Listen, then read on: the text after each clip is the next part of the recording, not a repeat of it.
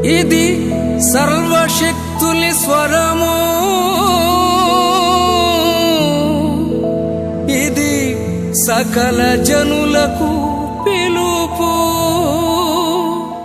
Praise lord. మన ప్రభువైన యేసుక్రీస్తు వారి అత్యున్నతమైన నామములో మరొకసారి మీ మధ్యకు వచ్చి దేవుని వాక్యాన్ని పంచుకోగలిగిన కృప దేవాతి దేవుడు నాకు ఇచ్చినందుకై నేను ప్రభుని ఎంతగానో స్తుతిస్తున్నాను, గణపరుస్తున్నాను. రండి, దేవుని యొక్క వాక్యం యొక్క లోపలికి వెళ్ళి ఒక అనేకమైన సత్యాలు ప్రకటన గ్రంథములో నుంచి మనం ధ్యానించబోతున్నాం. ప్రకటన గ్రంథము చాలా మర్మములతో కూడుకున్నటువంటి అద్భుతమైనటువంటి గ్రంథం.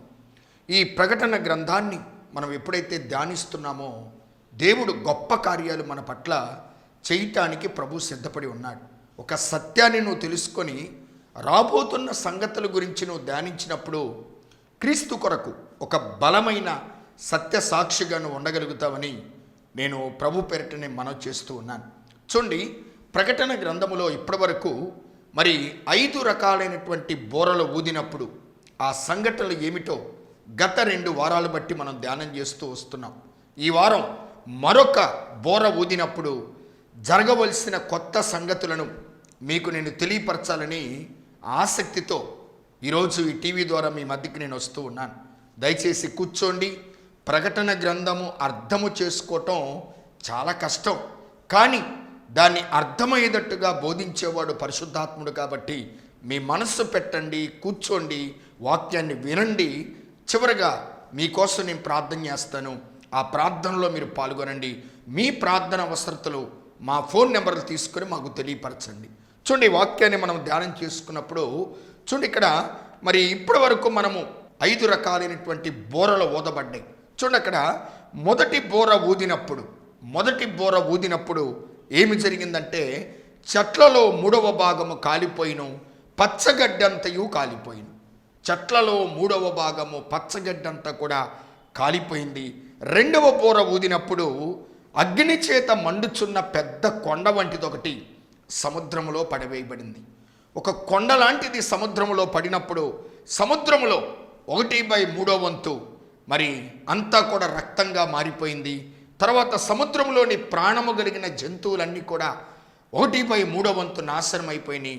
తర్వాత 1/3 వంతు సముద్రంలో ఉన్న ఓడలన్నీ కూడా ధ్వంసమైనట్లుగా మనం చూస్తున్నాం. ఇక 3వ బోర ఊదినప్పుడు మనం గమనించాము, 1/3 వంతు నదులలో నీరంతా కూడా మాచిపత్రి అయిపోయింది. ఆ నీరు తాగటానికి కూడా ఏమాత్రం కూడా పనికి రాకుండా చేదుగా మారినట్లుగా మనం చూసాం. ఇక 4వ బోర ఊదినప్పుడు మరి 1/3 వంతు చంద్రుల్లో, సూర్యుల్లో, నక్షత్రములు అవి ప్రకాశించలేదంట. అంటే 1 వంతు మాత్రమే వెలుగొచ్చింది, కానీ 3 వంతులు వెలుగు భూమి మీద కనపడలేదు. అదే పరిశుద్ధ యొక్క గ్రంథము తెలియపరచబడుతుంది. ఇప్పటికీ మనం చూసినట్టుగా అనేకమైనటువంటి బోరలు ఊదినప్పుడు, ఇక 5వ బోర ఊదినప్పుడు జరిగిన సంఘటన, అగాధములో నుంచి ఒక పెద్ద పొగొచ్చింది. ఆ పొగతో పాటు మిడతల దండు వచ్చినట్లుగా మనం చూసాం. ఆ మిడతల దండు ప్రజల్ని బాధిస్తూ భయంకరంగా తేలు కుట్టినట్టుగా ఉండి ఆ బాధ అనుభవిస్తున్నారు. మరణించుదామంటే మరణము వాళ్ళ దగ్గరికి రాలేదంట. అంత భయంకరమైన సంఘటనలు ఈ 5 రకాలైన బోరలు ఊదినప్పుడు మరి ఏమి జరగబోతుందో పరిశుద్ధాత్మ దేవుడు ప్రకటన గ్రంథములో రాయించి పెట్టాడు. ఇకపోతే ఈరోజు మనము 6వ దూత బోర యొక్క ఫలితాలేమిటి? కూర్చోండి, వాక్యాన్ని వినండి. చక్కగా వాక్యం వింటేనే ప్రభు మిమ్మల్ని ఆశీర్వదిస్తాడు. దేవునిలో, విశ్వాసములో, ప్రార్థనా జీవితంలో ఒక పునాది, ఒక పర్ఫెక్ట్గా వేసుకొని దేవుడి కొరకు మీరు చనిపోయేంత వరకు నమ్మకస్తులుగా ఉంటారు. నమ్మకంగా ఉన్నప్పుడే దేవుని యొక్క రాజ్యాన్ని మనం పొందుకోగలుగుతాం.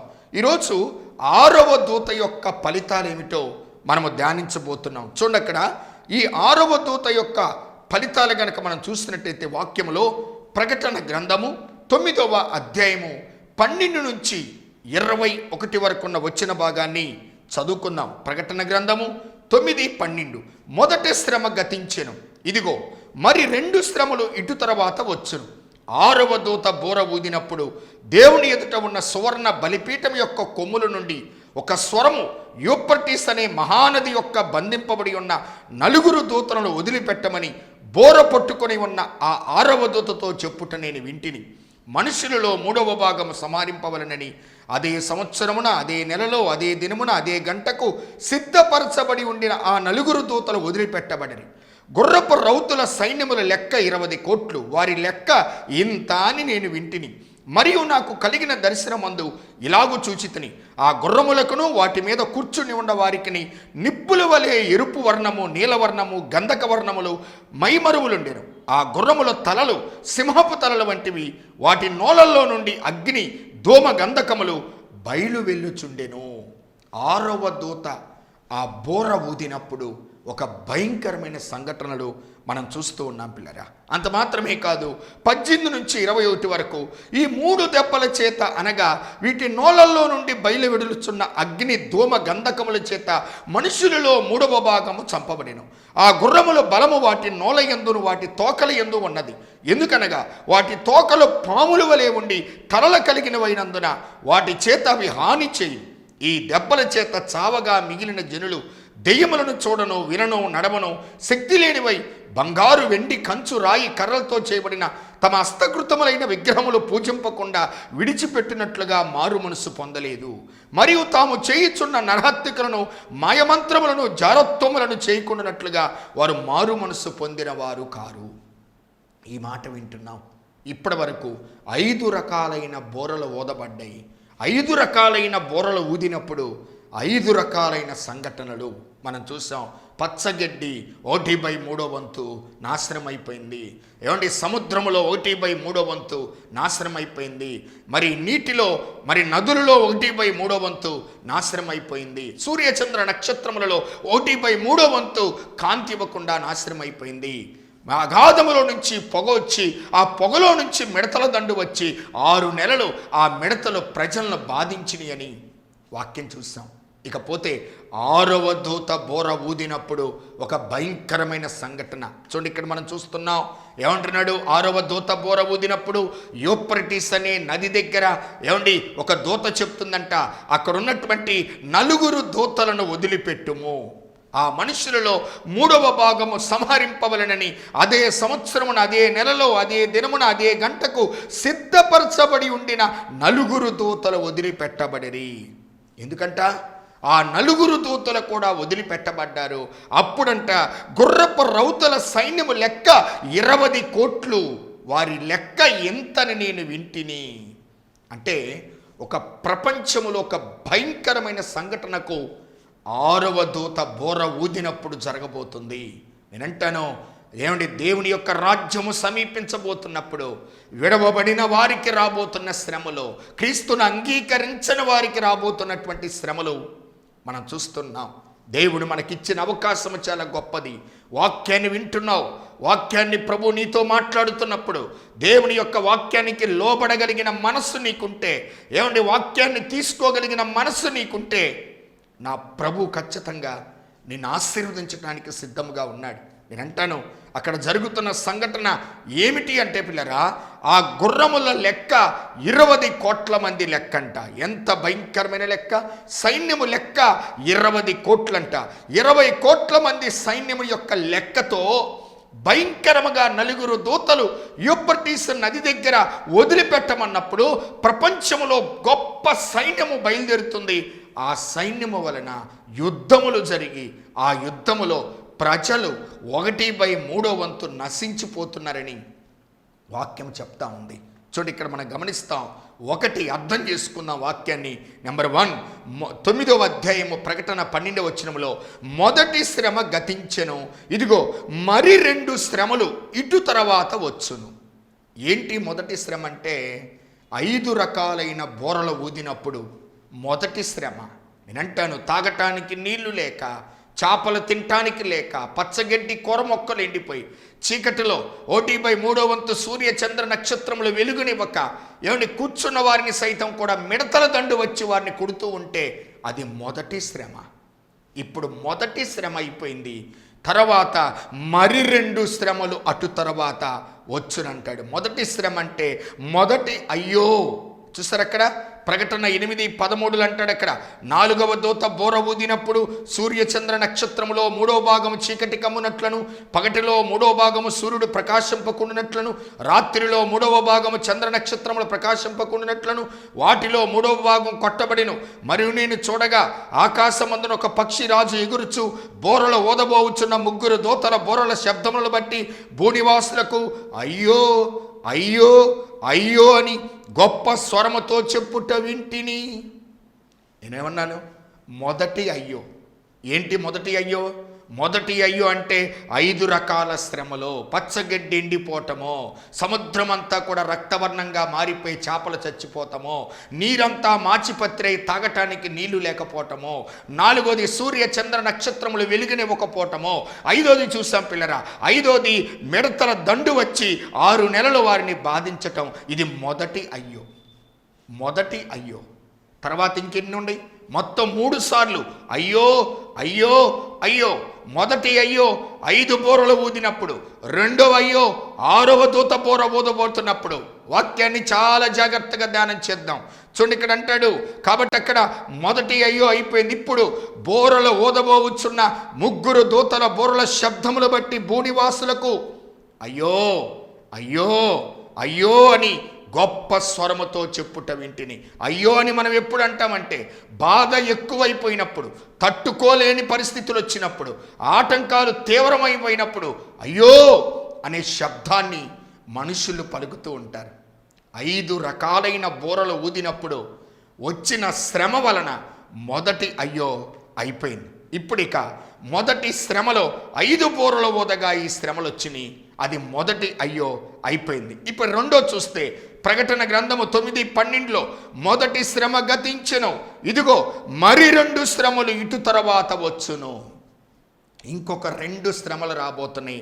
అదే రెండవసారి పలకబోతున్న అయ్యో పిల్లరా. కాబట్టి రెండవ శ్రమ 6వ బోర ద్వారా రాబోతుంది.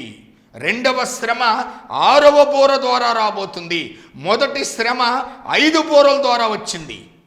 ఇది రెండవ శ్రమ 6వ దూత బోర ఊదినప్పుడు రాబోతుంది. ఇక రెండో చూస్తే 6వ దూత యొక్క బోర యొక్క ఫలితాలు గనక మనం చూసినట్టయితే చూడండి, అక్కడ 9:13 అంటాడు, 6వ దూత బోర ఊదినప్పుడు దేవుని ఎదుట ఉన్న సువర్ణ బలిపీఠం యొక్క కొమ్ముల నుండి ఒక స్వరము యూఫ్రటీస్ అనే మహానది యొద్ద బంధింపబడి ఉన్న 4 దూతలను వదిలిపెట్టాలి. యూఫ్రటీసు నది దగ్గర 4 దూతలను వదిలిపెట్టండి. ఈ 4 దూతలు వెళ్ళి ప్రపంచములో ఉన్న అనేక మందిని యుద్ధానికి ప్రేరేపించి, యుద్ధము ఒకరి మీద ఒకరు యుద్ధము చేసుకునేటట్టుగా ఆ రాజులను ప్రేరేపించి భయంకరమైన సంఘటన, యుద్ధము ప్రపంచంలో జరగబోతుంది. అందుకన్నాడు ప్రకటన 8:3 కూడా, సువర్ణ దూపార్తి చేత పట్టుకొని ఉన్న వేరొక దూత వచ్చి బలిపీఠము ఎదుట నిలవగా సింహాసనం ఎదుట ఉన్న సువర్ణ బలిపీఠము పైన పరిశుద్ధులందరి ప్రార్థనలతో కలుపుటికై అతనికి బహుధూపద్రవ్యములు ఇయ్యబడెను. ప్రకటన గ్రంథం 8:3 ఒక ధూపార్తి పట్టుకున్నటువంటి ఒక దూత వచ్చి బలిపీఠం ఎదుట నిలబడిందంట. దూపార్తిని చేత పట్టుకున్న ఒక దూతను మనం చూస్తున్నాం. ఈ దూత సింహాసనం ఎదుట ఉన్న సువర్ణ బలిపీఠము పైన పరిశుద్ధులందరి ప్రార్థనలతో కలుపుటకై అతనికి బహుధూపద్రవ్యములు ఇయ్యబడెను.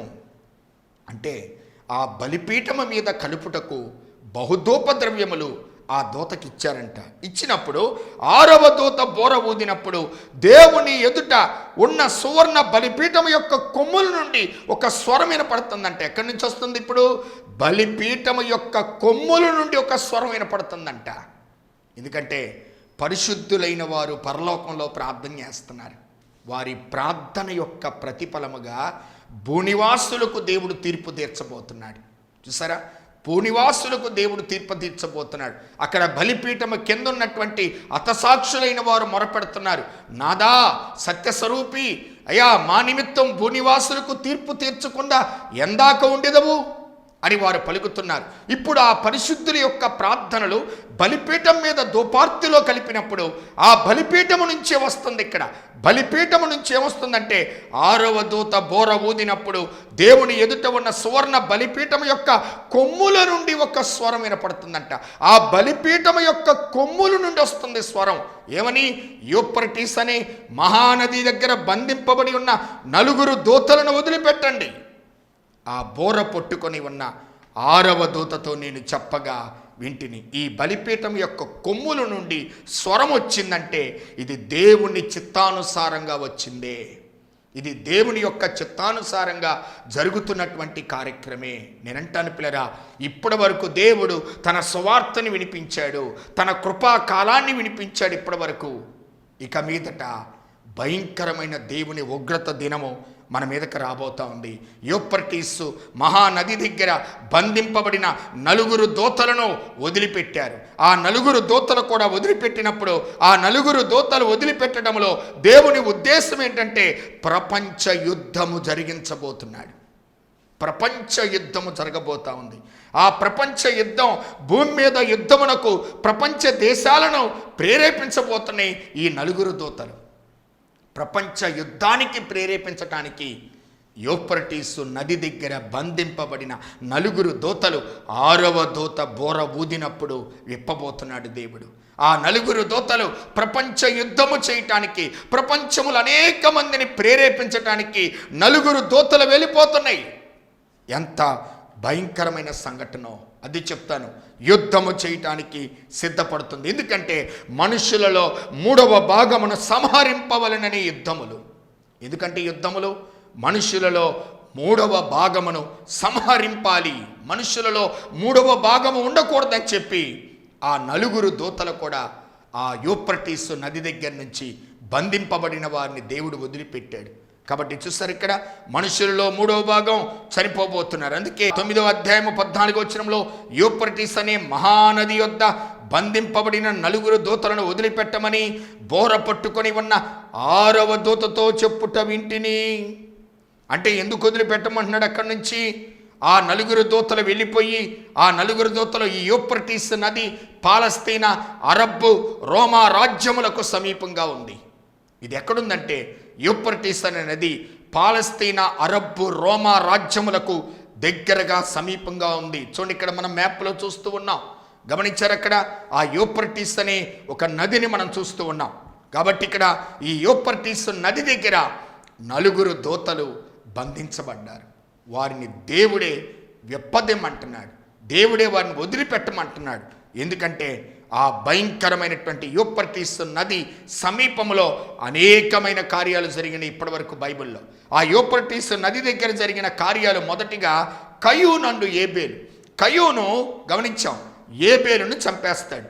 చూసారా? ఎందుకనంటే కయీను యొక్క అర్పించిన అర్పణ దేవుడు అంగీకరించలేదు, కానీ ఏబేలు యొక్క అర్పణ దేవుడు అంగీకరించాడు. అందుకని మొట్టమొదటిగా కయీను ఏబేలును చంపిన ప్రాంతము యూఫ్రటీస్ నది ప్రాంతమే. గమనించారా? ఈ యూఫ్రటీస్ నది సమీపంలోనే కయీను ఏబేలును చంపేశాడు. తర్వాత ఈ యూఫ్రటీస్ నది దగ్గర నోవాహు జలప్రళయం తర్వాత ప్రజలు ఇక్కడ నివసించారు.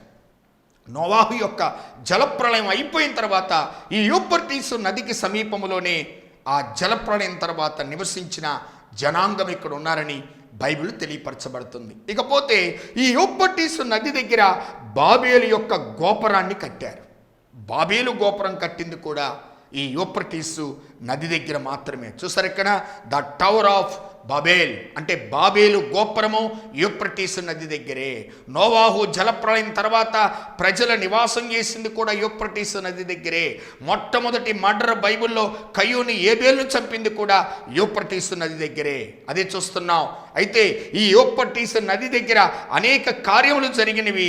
చివరగా ఇక్కడ ప్రపంచ యుద్ధమునకు ప్రారంభము కాబోతుంది. ఇక్కడి నుంచి ప్రపంచ యుద్ధమునకు ప్రేరేపించబోతున్నాడు దేవుడు. యూఫ్రటీస్ నది దగ్గర బంధింపబడిన 4 దూతలను వదిలిపెట్టండి. వారు 4 దూతలు వెళ్ళిపోయి ప్రపంచములు అనేక మందిని ప్రేరేపించి ప్రపంచ యుద్ధము చేసుకునేటట్టుగా, యుద్ధము ద్వారా ప్రజలు 1/3 ప్రజల ప్రపంచంలో నాశనం అయిపోయేటట్టుగా దేవుడే వారిని ప్రేరేపిస్తున్నట్టుగా వాక్యాన్ని బట్టి మనం చూస్తున్నాం. చూడక్కడ ప్రకటన గ్రంథము 9:15లో మనుషులలో 3వ భాగమును సంహరింపవలనని అదే సంవత్సరమున, అదే నెలలో, అదే దినమున, అదే గంటకు సిద్ధపరచబడి ఉండిన ఆ 4 దూతలు వదిలిపెట్టబడిరి. ఎందుకు వదిలిపెట్టాడు 4 దూతలను? మనుషులలో 3వ భాగము సంహరింపాలి. ఇప్పటివరకు చూసాము, పచ్చగడ్డి 3వ వంతు నాశనం అయిపోయింది, సముద్రము 3వ వంతు నాశనం అయిపోయింది, నదులు 3వ వంతు నాశనం అయిపోయినాయి, సూర్యచంద్ర నక్షత్రములు 3వ వంతు నాశనం అయిపోయినాయి. ఏమండి, మిడతల దండొచ్చి కూర్చున్న వారిని కూడా కూర్చొనివ్వకుండా 6 నెలల మిడతలు బాధ పెట్టినాయి. ఇప్పుడు 6వ దూత బోర ఊదినప్పుడు ప్రపంచములో ఉన్న ప్రపంచ జనాభాలో 1/3 వంతు అదే సంవత్సరమున, అదే నెలలో, అదే దినమున, అదే గంటకు దేవుడు సిద్ధపరచబడి ఉండిన ప్రకారముగా ప్రభు చేయబోతున్నాడు. ఎంత భయంకరమైన దినమో ఒక్కసారి మన మనస్సులను ఒక్కసారి ప్రభు వైపు తిప్పుకుందాం. నువ్వు క్రీస్తు వైపు తిప్పబడితే ఈ ఉగ్రత దినము నీకు లేదు, ఈ తీర్పు దినము నీకు లేదు, ఈ ప్రచండమైనటువంటి శ్రమల కాలము నీకు లేదు. దేవుడు నిన్ను తప్పించబోతున్నాడు. తన యొక్క ఉన్నతమైన కృప కిందకు తీసుకొని వచ్చి మధ్యాకాశంలో ప్రభు నిన్ను కూర్చోబెట్టి నీకు జీతాలిచ్చి, నీకు కిరీటాలిచ్చి, నీకు బహుమతులిచ్చి దేవుడు నిన్ను ఒక మంచి స్థితిలో ప్రభు ఉంచాలని ఆశపడుతూ ఉన్నాడు. ఆయన మాట ధిక్కరిస్తే, ఆయన మాట పక్కన పెడితే, ఆయన యొక్క వాక్యాన్ని ఏమాత్రం పట్టించుకోకుండా, దేవుని వాక్యాన్ని నీ జీవితంలోకి తీసుకొని రాకుండా నీ ఇష్టానుసారంగా ప్రవర్తిస్తే దేవుని కృపను పోగొట్టుకుంటావు ప్రియ సోదరుడా, సోదరి. అదే బైబిల్ సెలవిస్తూ ఉంది. గమనించారా? ఇక్కడ మనం చూసుకున్నట్టయితే అదే సంవత్సరమున, అదే నెలలో, అదే దినమున, అదే గంటకు దేవుడు యుద్ధమును ప్రారంభించబోతున్నాడు. ఆ యుద్ధం ఎలా ఉండబోతుందో చూడండి.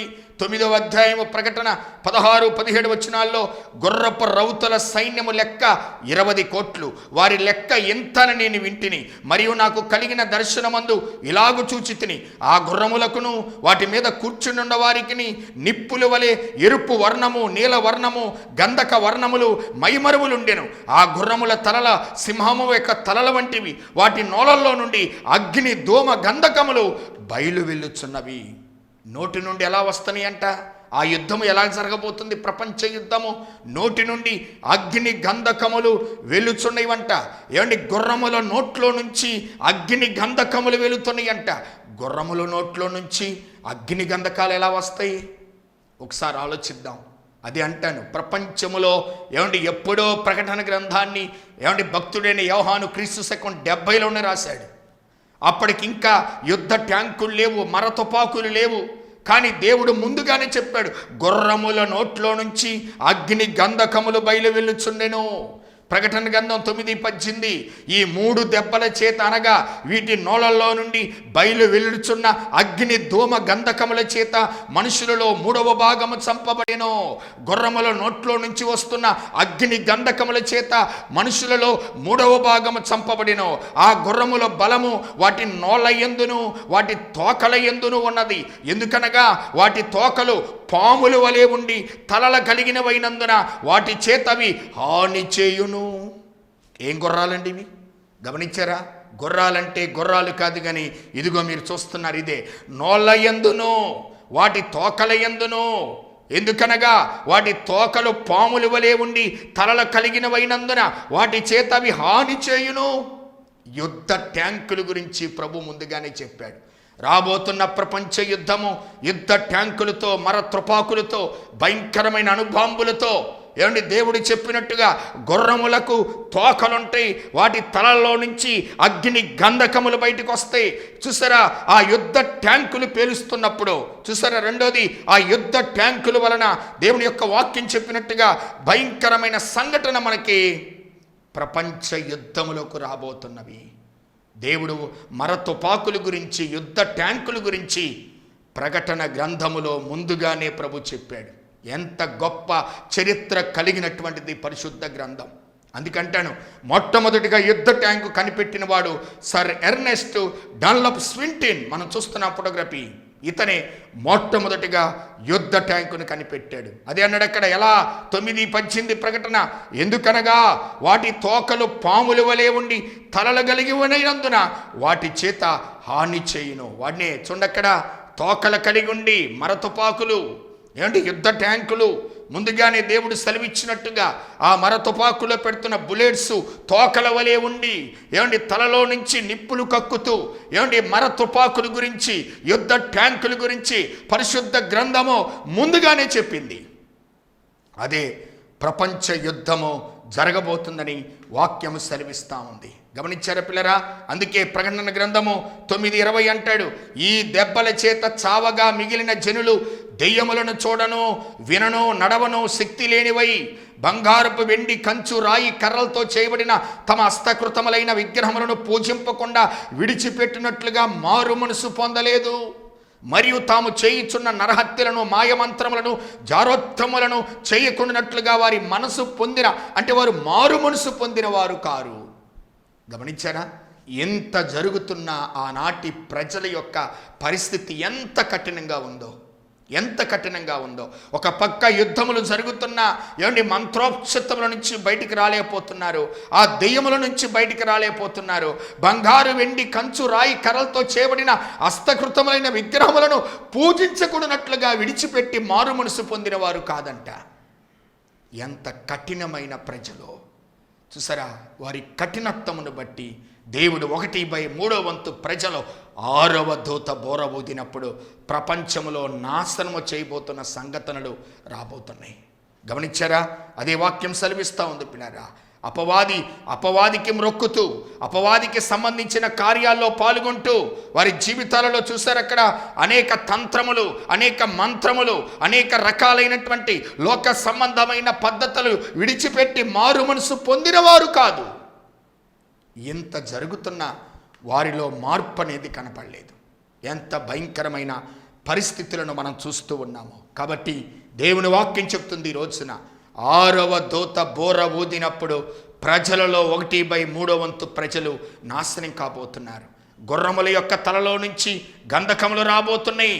అదే మర తుపాకులతో, పిరంగులతో, అనేక రకములైనటువంటి యుద్ధ ట్యాంకులతో, బాంబులతో 1/3 ప్రజలు నాశనం కాబోతున్న ఆ దుర్దినములు రాబోతున్నాయి.